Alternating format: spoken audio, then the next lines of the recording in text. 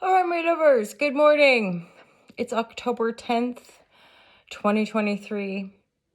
I mean, it's funny, dates and times and things. I'm like, what does it all matter in the end, right? Anyway, I'm MJ. I'm the founder of Ultra Love. It's great to be here with you guys. We do our daily tarot weekly and monthly on the YouTube channel. There's merchandise, online courses. I published a book a few years ago. It's like an intuitively guided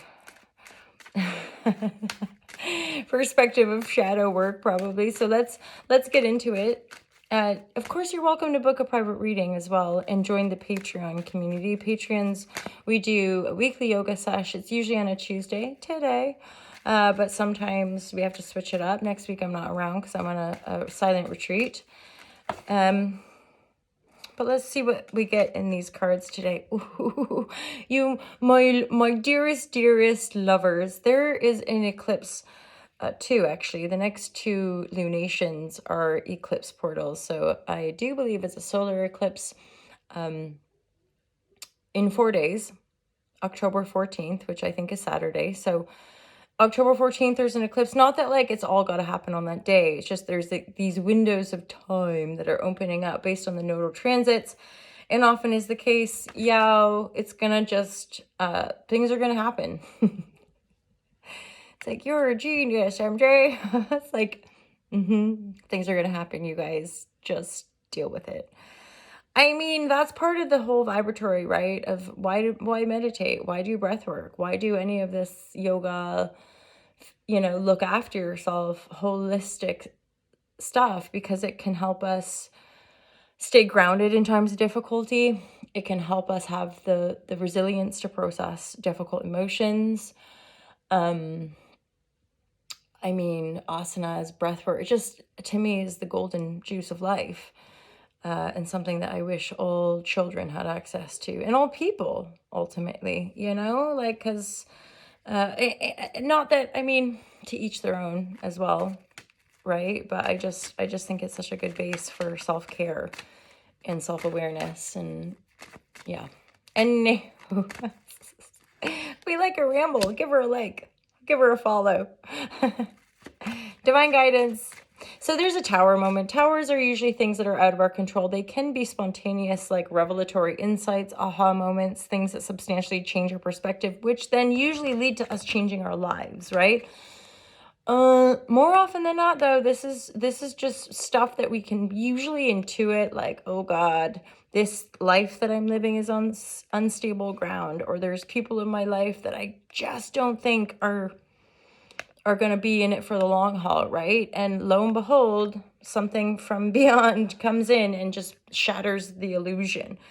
Bear in mind, though, that like these towers, as frightening as they might be, it's like the death card. This is all a aspect of the totality of our existence, right? Like these moments are designed to shake things up for a reason, right? Usually because if it was actually that stable, it wouldn't come crashing down, right? So there's something unstable. There's something, there's that word illusion coming up, right? Where we're being, we're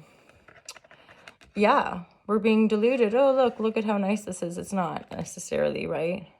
Plus, I think about being imprisoned, right? This idea of like being locked up in a tower, being imprisoned. These people are being set free on a certain level. So again, as like shocking or just, oh no, it's just, it's going to be okay. So there is a 9 of Wands reversed with the 7 of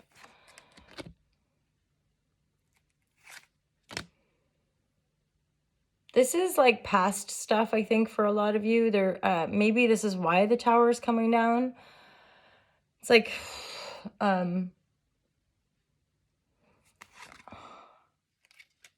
it's almost like there's something that needs to be laid down or let go of about the past, or about love, or about maybe a new relationship.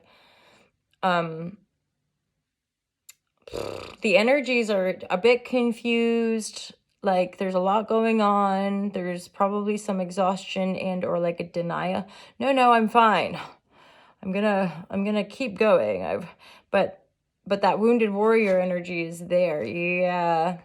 So there's likely going to still be some like purge-tastic vibratory, some emotional healing. It's like you can think you lay something down, but if it's emotionally still creating a stew of shit, it probably needs like remaking, right? You probably need to maybe make a whole new pot stew. I don't know. Yeah, that card just wielded its frightening head.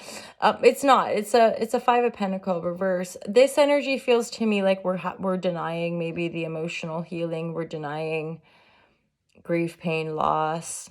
Hence, Tower moments come down because we're not willing to acknowledge something. Once we acknowledge it, the game changes, right? So there's this wounding, this lack of love, this abandonment, rejection, what have you, that wants to be laid down. It's like, release it, let it go to bed. It's over now. Plus, yeah, now I'm looking at these cards being like, this physical manifestation cycle, like, you can let it go, you can lay it down. But if we're denying that there's stuff going on, it's going to be hard to lay it down, right? And again, it's almost like this tower is going to force us to look at stuff. So the parts of our life that are not working, for example, being a job we hate and then we get laid off or we get released from that job, like initially, even though we hate it, once we get laid off or made redundant, we're still going to be like, oh, fuck, like, there it is, you know, like the universe did it for me kind of thing. But then that's still the underlying sense of, I've got to find more work or whatever is still there. For some of you, the Tower moment is definitely connected to a love situation. Someone from your past, like a soulmate maybe. A King of Pentacles, Capricorn, Gemini, no, not Gemini, Capricorn, Virgo, Taurus.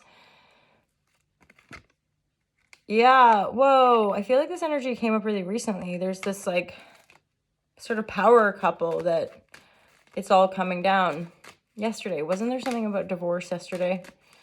So these are running themes, obviously connected to a collective. I just shuffled loads too, and there's like that Sun card was there too. So the Sun is coming in, but this is a difficult situation, letting go of something, releasing something kind of major that probably felt like it had a lot of, because Ace of Cups, like, oh, shiny new beginning, but then it jumps into this Eight of Cups. It's like, and all this wounding energy, right? So it's like, maybe what we thought something was, it just wasn't that. But the Sun is ushering in a rebirth energy. I'm hearing this message of just be willing to let stuff go. I know it's hard, my lovers, but it's this ongoing inner discipline of just catching the thought form, catching the story, catching whatever shitty narrative is going on in your head and going, no, enough of this. I'm not going to think about you. It's straight up, like, it can be like that. Sometimes it's not so easy. Other times you'd be like, no, not you, thought form, over here. Focus on the butterflies and the rainbows, right? I mean, and that's Eckhart Tolle's teaching, the pain body.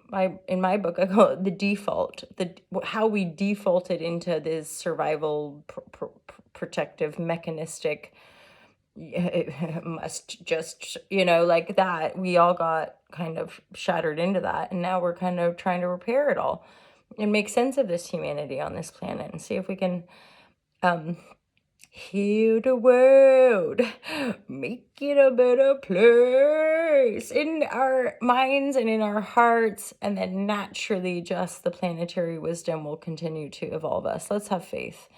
Anywho, that's me for today, my lovers. October 10th, have a smashing day, or just a really calm and peaceful day. Maybe don't smash anything. And good luck. We're coming into this eclipse season, so just stay grounded, look after yourselves and the people you love. And I'll see you guys tomorrow. Take care. Peace out, my lovers.